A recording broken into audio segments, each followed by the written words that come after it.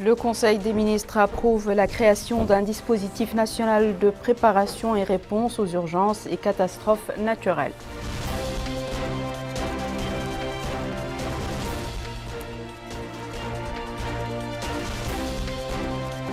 Le délégué général à la solidarité nationale et à la lutte contre l'exclusion, M. Hamoud El Mohamed, lance à partir du Gorgol un ensemble de projets de développement.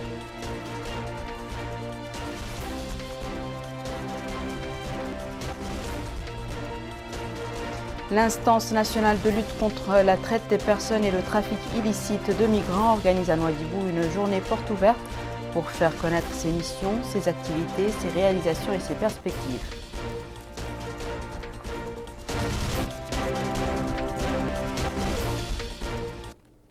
Bonsoir mesdames, mesdemoiselles et messieurs, merci de vous joindre à nous. Le Conseil des ministres s'est réuni le jeudi 12 octobre 2023 sous la présidence de son Excellence M. Mohamed El-Cheikh Ghazouani, président de la République.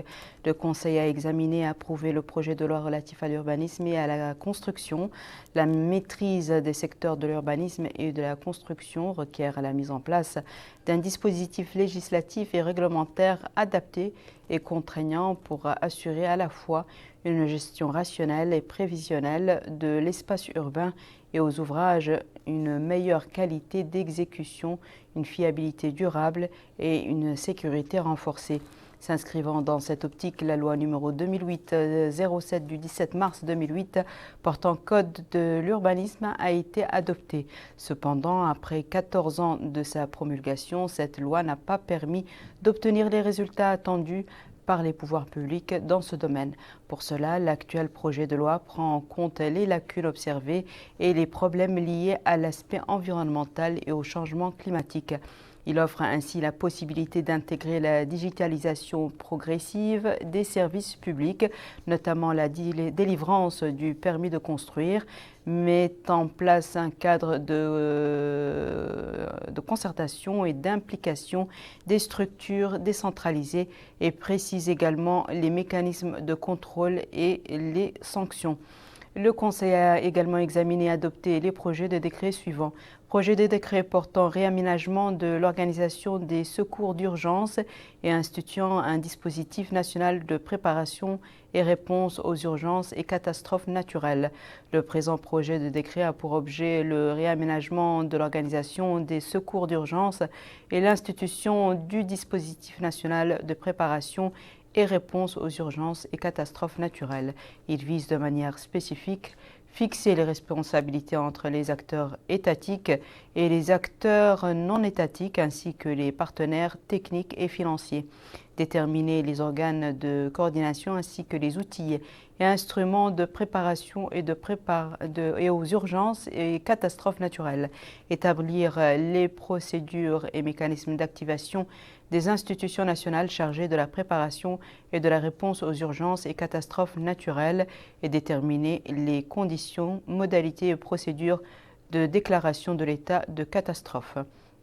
Projet de décret modifiant certaines dispositions du décret numéro 2020-146 du 13 novembre 2020, modifiant certaines dispositions du décret 2019-056 du 2 avril 2019, fixant les conditions d'exercice et des activités d'importation, d'exportation, de raffinage, de reprise en raffinerie, de stockage, d'infutage, de transport, de distribution et de commercialisation des hydrocarbures. Le présent décret vise à modifier l'article 23 du décret 2020-146 du 13 novembre 2020 pour fixer la durée dans les dossiers d'appel d'offres de l'approvisionnement en fonction des circonstances et des besoins spécifiques recherchés. Projet de décret portant nomination du président et des membres du conseil d'administration de la Société mauritanienne des hydrocarbures. Projet de décret portant nomination du président du conseil d'administration de la Bibliothèque nationale. Projet de décret portant création d'un établissement public à caractère administratif dénommé l'Observatoire national de l'environnement et du littoral et fixant ses règles d'organisation et de fonctionnement. Ce projet de décret a pour objectif de créer, conformément à l'article 24 de l'ordonnance relative au littoral, l'Observatoire national de l'environnement et du littoral et de définir son mécanisme de gestion et de gouvernance. Les principales missions de cet établissement consistent à fournir l'expertise scientifique et servir de levier efficace pour nourrir et éclairer toutes les décisions sur les options stratégiques de gestion et d'exploitation de l'espace, des sols et des ressources naturelles du littoral, conformément au texte en vigueur. Le ministre des Affaires étrangères, de la coopération et des Mauritaniens de l'extérieur a présenté une communication relative à la situation internationale. Le ministre de l'Intérieur et de la décentralisation a présenté une communication relative à la situation intérieure. Le ministre de la Transformation numérique, de l'Innovation et de la modernisation de l'administration a présenté une communication relative à la stratégie sectorielle d'accès universel des zones frontalières du Sud-Est et du Sud-Est. Actuellement non desservis par les réseaux des opérateurs nationaux. Cette stratégie vise à étendre la couverture nationale aux zones non desservies tout en assurant des services continus tout au long des frontières sud et sud-est en 3 phases au profit de 230 000 personnes comme suit. Phase 1 Diago Oulienge, phase 2 Oulienge à Vassaleniere et phase 3 Vassaleniere à Nbeket Lehouach. Le ministre du Pétrole, des Mines et de l'Énergie a présenté une communication relative au permis d'exploitation minière. Cette communication vise à assainir le cadastre minier et à encourager l'investissement en permettant aux promoteurs actifs le développement de leurs projets. Ainsi, il est décidé de négocier un protocole d'entente avec chaque prometteur dont le permis d'exploitation a expiré en vue de le proroguer. Ce protocole permettra d'éviter à l'avenir de revivre la situation qui prévaut aujourd'hui pour les permis en vigueur. La ministre de l'Environnement a présenté une communication relative à la campagne nationale de lutte contre les feux de brousse 2023-2024. Cette communication présente une analyse de la situation des feux de brousse en Mauritanie, faisant ressortir l'état de 1438 feux de brousse au cours des 15 dernières années 2008-2022.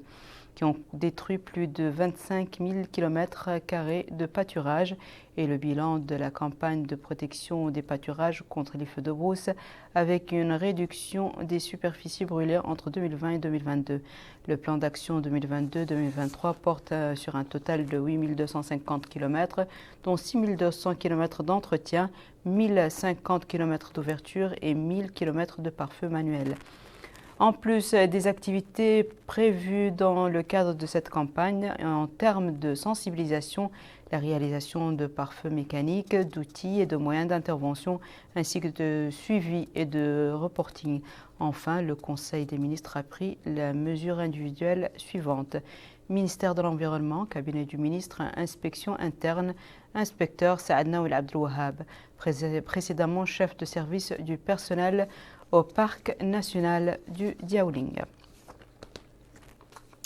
La conférence des présidents de l'Assemblée nationale s'est réunie aujourd'hui sous la présidence de M. Mohamed Bemba Meguet, président de l'Assemblée nationale. Le gouvernement a été représenté à cette réunion par le ministre de la Culture, de la Jeunesse et des Sports et des Relations avec le Parlement, M. Mohamed Sid Ahmed Ledje.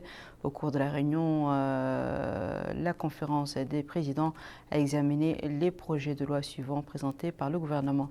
Projet de loi numéro 23019 qui permet la ratification de la convention de financement signée le 8 juin 2023 entre la République islamique de Mauritanie et l'Association internationale de développement destinée à contribuer plutôt au financement du projet d'harmonisation et d'amélioration des statistiques en Afrique occidentale et centrale.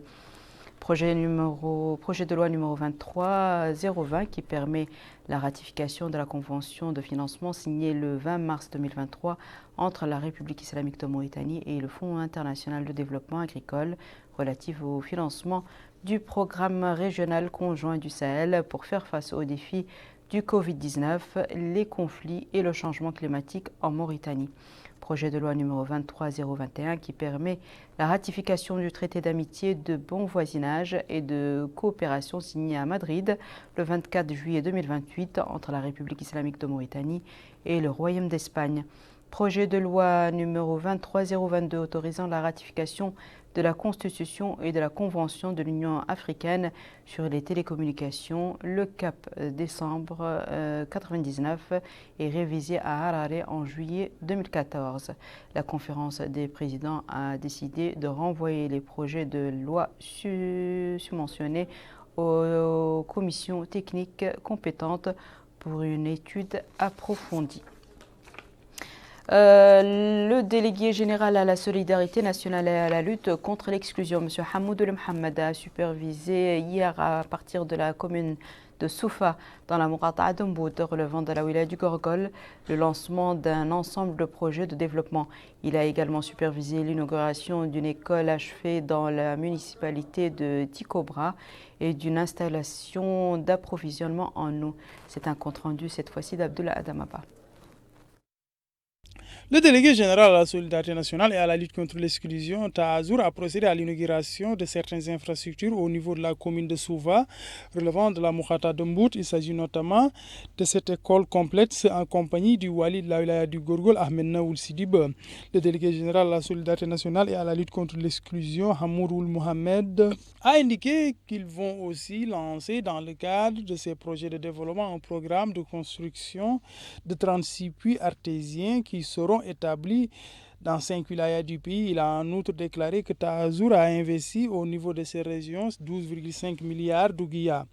Le maire de Souva a pour sa part mis en avant sa satisfaction pour ces réalisations. La localité de Makla, relevant de la Mourata de Mbout, a aussi bénéficié des réalisations de la délégation. Il s'agit notamment d'un forage dédié à l'approvisionnement en eau potable. Au sein de la commune de Tikobra, il a aussi procédé à l'inauguration d'une école primaire complète dans le cadre de l'établissement de l'école de la République. Au sein de ces différentes étapes, Hamouroul Mohamed a remis des cartes d'assurance maladie aux habitants de ces différentes localités issues des couches démunies.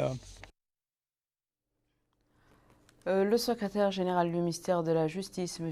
Mohamed Ahmed Aïd, a réceptionné ce matin dans les locaux du ministère à Nouakchott 10 véhicules tout-terrain, dont de l'Union européenne, dans le cadre du projet d'appui à la réforme de la justice financé par l'Union européenne.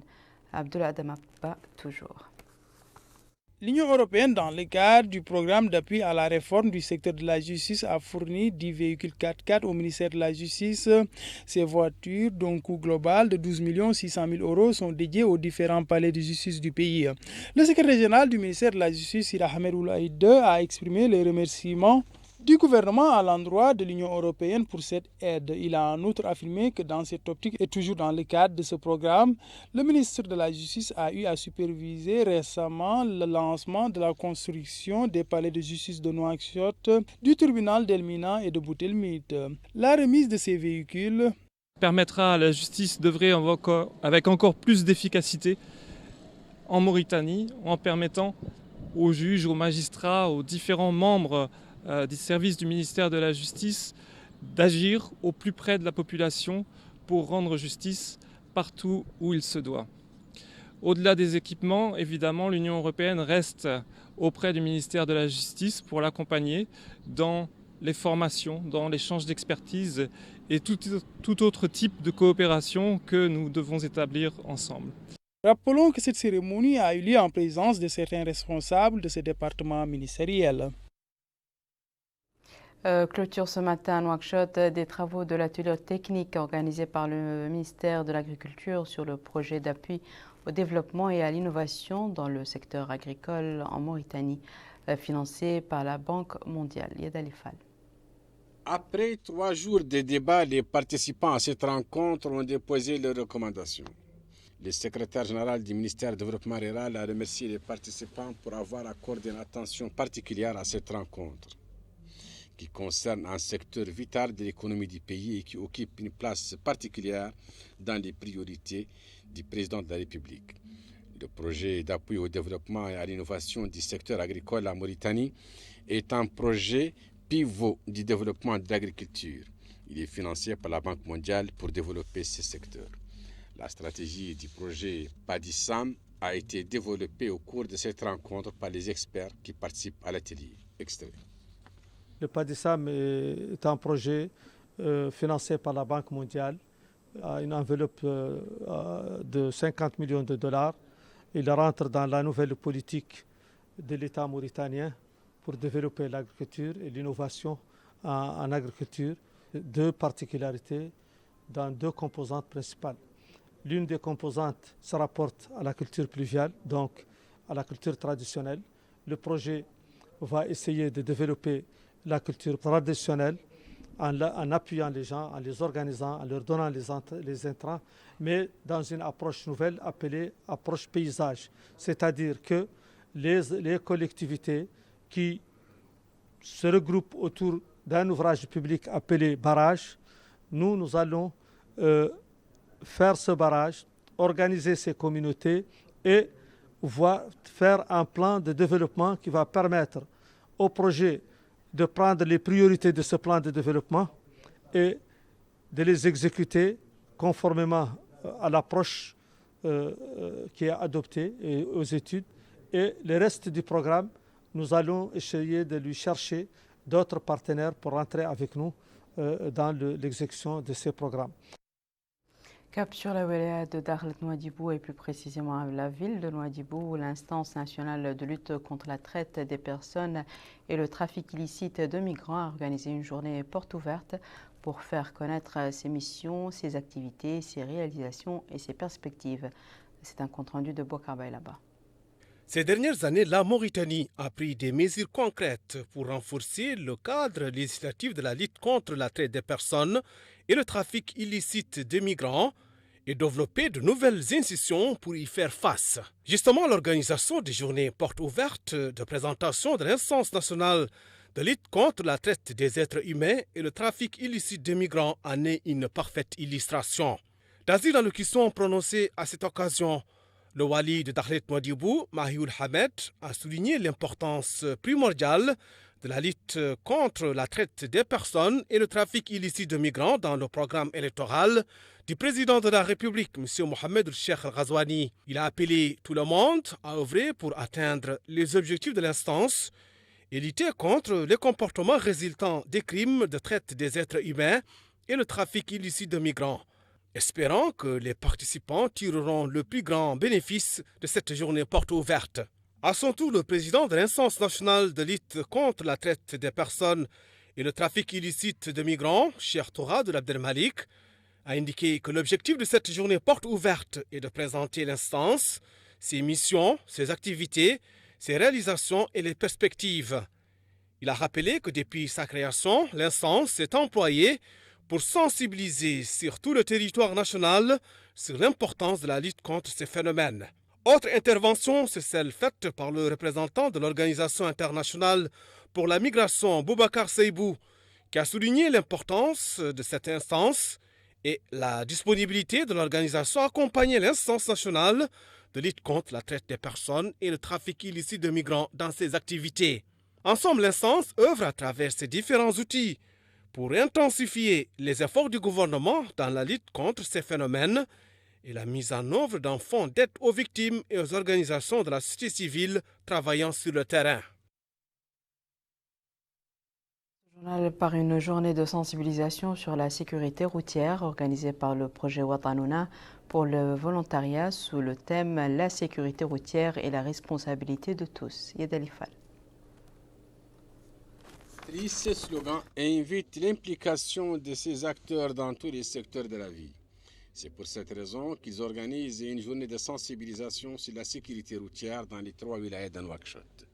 100 jeunes sont mobilisés pour participer à cette campagne en tant que volontaires. Le conseiller des ministres de la Culture, de la Jeunesse, des Sports et des Relations avec le Parlement, M. Moustapha Oulimbab, a affirmé que cette journée de sensibilisation s'inscrit dans le cadre des efforts déployés par les autorités publiques afin de limiter le nombre des accidents de la circulation, qui fait des morts et des blessés régulièrement, et qui sont dus essentiellement à l'excès de vitesse. Il a ajouté que cette journée contribuera sans doute à sensibiliser les citoyens sur les dangers de la route. Pour sa part, le coordinateur général du programme national Watanouna, M. Ahmed Ould Abdelrahman, a déclaré que cette activité contribuera à mobiliser les citoyens sur cette question et limiter le nombre des accidents de la route. Il a rappelé à cette occasion que le programme national a entrepris de nombreuses activités de volontariat au cours de l'année 2023 et qui ont touché différents domaines. Voici à présent, mesdames et messieurs, le rappel des titres. Le Conseil des ministres approuve la création d'un dispositif national de préparation et réponse aux urgences et catastrophes naturelles.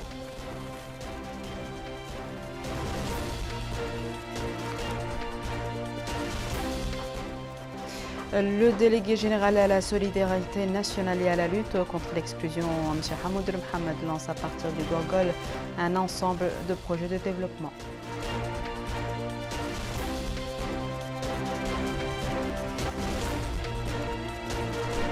L'instance nationale de lutte contre la traite des personnes et le trafic illicite de migrants organise à Nouadhibou une journée porte ouverte pour faire connaître ses missions, ses activités, ses réalisations et ses perspectives.